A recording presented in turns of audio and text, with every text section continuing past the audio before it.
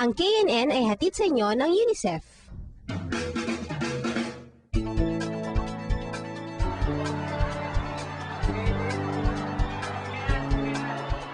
Salamat sa Teka lang, magpapaalam ka na ba't nagpapasalamat ka na? Iwan mo na ako? Ato. Pinapakilala ko lang sa kanila yung susunod na report kasi tungkol ito sa isang ritual ng pagpapasalamat. Akala ko kasi aalis ka na eh. Sige ka, mamimiss mo ko. Kung alam mo, hindi kita mamimiss hindi wala ako aalis. Kasi hindi ko yata mapapalagpasin ang pagkakataong ito na mapanood ko ang story tungkol sa isang espesyal na tradisyon sa Sabangan Mountain Province. Talaga, hindi ka alis? Sabi mo na nga ba, lumayan ka sa akin. Sige, panoorin na lang natin itong ulat mula sa Mountain Province Bureau.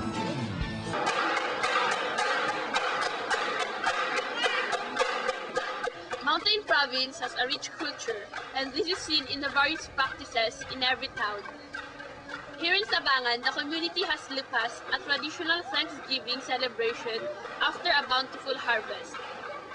Thanksgiving is also observed in other parts of Mountain Province, although with varying names. Nowadays, the celebration of lipas combines indigenous and Christian practices.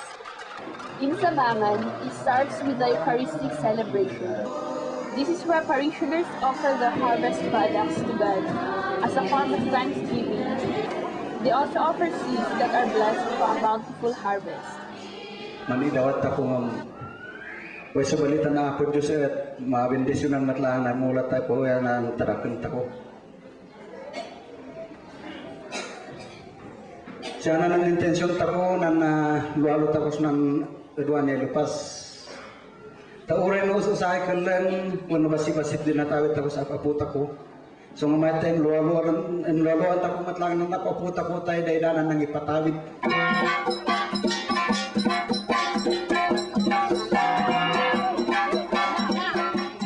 In a traditional ritual called buyag, elders drink rice wine and people from the different barangays share a meal. Community folk perform various dances accompanied by music using the indigenous drums. Iduani nga ron, kukabak ng pangaanay, ang simbolon de panakalpas na ane, na isinabot ako ng tape, katukaban ako, ay lumenta ko.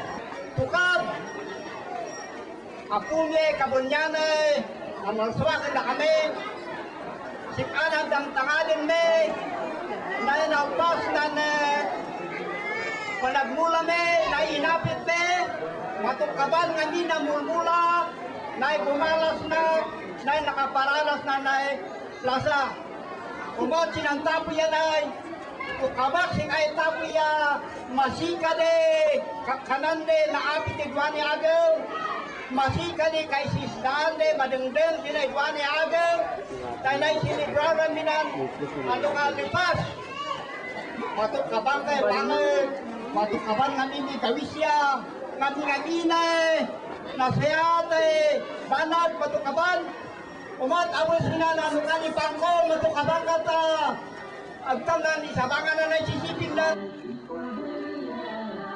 A respected elder in the Katpatayan, or the sacred place where rituals are performed, will then thank Kabunyan or God for the good harvest and pray for more blessings in the next planting season. Although the elders ate the meat, the community enjoys the youth to participate actively in the lupas. I am encouraging that this cultural presentation should be done by the youth so as not to forget or so that they will learn more about the cultures and traditions of the groups. As a youth of this place, it is our duty to promote this kind of tradition to other places, like when we have visitors, we are owed to show them this kind of tradition. As a youth, I can help maintain this tradition through active participation so that it will be stored and the spirit of being an Igorot will last forever in us. we Gurut should be very proud on our very own tradition, the past, which is very great, to give thanks to the Lord to His creation, as many of us here in the Cordillera are farmers and we care animals. And the benefits go beyond personal fulfillment. The celebration also plays an important role in the community.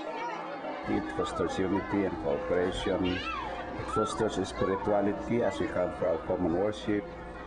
And as we have developed it now, before it was a separate celebration between our grandparents or parents and the native custom, while the church has its own. But now we have combined celebration. We called it the enculturation. So we are grateful to our parents for adjusting to our own celebration. And now it is more beautiful having our parents celebrating with us. We, the young people of Mountain Province, still hope that despite modernization, traditions like the Lupas will be continued.